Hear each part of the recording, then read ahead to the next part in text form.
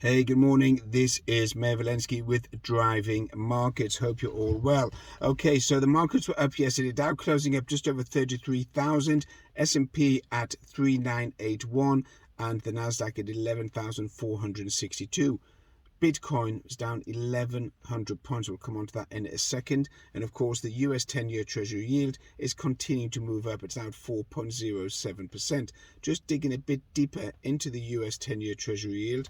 If you've been looking and watching Driving Markets, the YouTubes, and any other media channel, you've been seeing that I've been calling the yield on the US 10-year Treasury up over and above when it was 3.35 over level to 4.6 by June 2023. At the moment it's running at 4.07. That's had several impacts on financial markets and on Joe Public. So obviously as the yield rises on bonds and also in European bonds, you'll find that mortgage rates have risen. So for example, a 30-year mortgage rate in the US is now running at 6.65%, and that's going to push all purchasers and all mortgage transactions south. It's going to push them away. In fact, mortgage transactions in the US are the lowest since 2007, and that is characteristic and consistent with rising interest rates. As rates rise, there's less mortgage or lower level of mortgage transactions taking place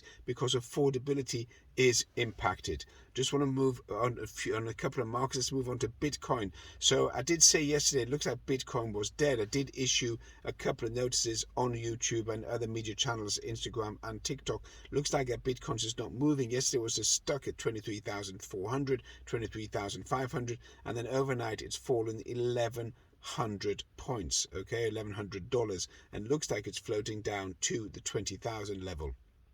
Reason being, as rates rise, then high risk assets like Bitcoin, like cryptocurrencies, are going to be sold off. So I do believe near term that Bitcoin's going to go down to 20,000. If there is a major recession this year, which I'm calling, and I'm saying there is going to be a major recession, then you're going to see it all the way down to 15 or 10,000.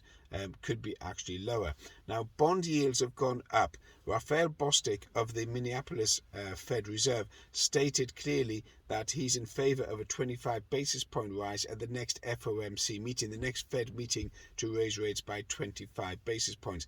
My opinion is they're going to look to raise it by 50 basis points, but consensus has it at 25 basis points rise. Now, as inflation rises, inflation rising in the States and also in Europe. Yesterday, Germany came out with higher than expected month-on-month inflation and higher than expected year-on-year inflation. That is going to send fears into markets. However, they discarded that yesterday in the US, Europe, and in the UK, and it looks like they wanted to go higher, irrespective where the yield is on bonds. Okay, Salesforce, which is a constituent of the US Dow 30, shot up during the day 15% and ended up closing up 11.5% with better than expected results. However, Tesla, which had an investor conference, fell 6.5%. I've been calling Tesla down for a while. Now, Tesla fell because it came out with no new innovative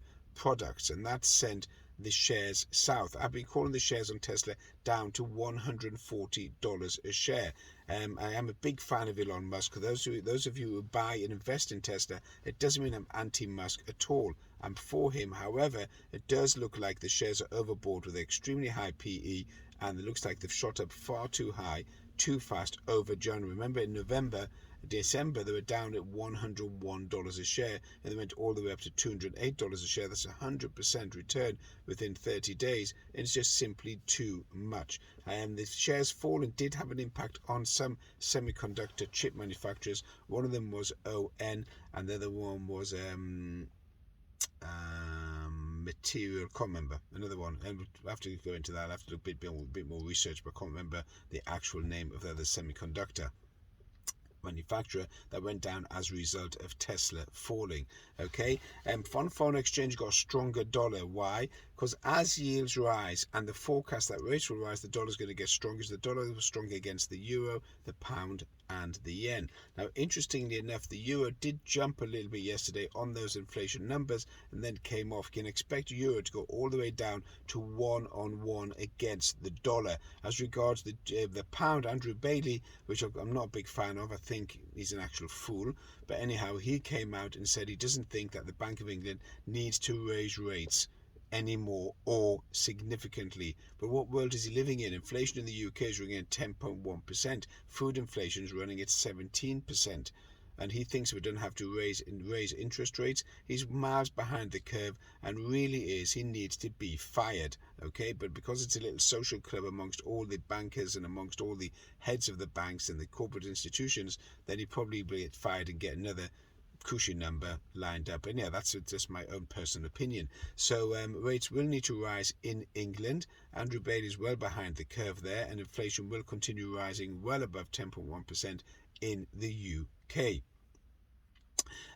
Looking at actually individual shares, the semiconductor sector looks like it's topping out and looks like it should be going down. As regards Meta Facebook is far too high, and that also needs to come down to about 140, even lower. I mean, really, I would call Meta down to $100 a share. It was down there last year.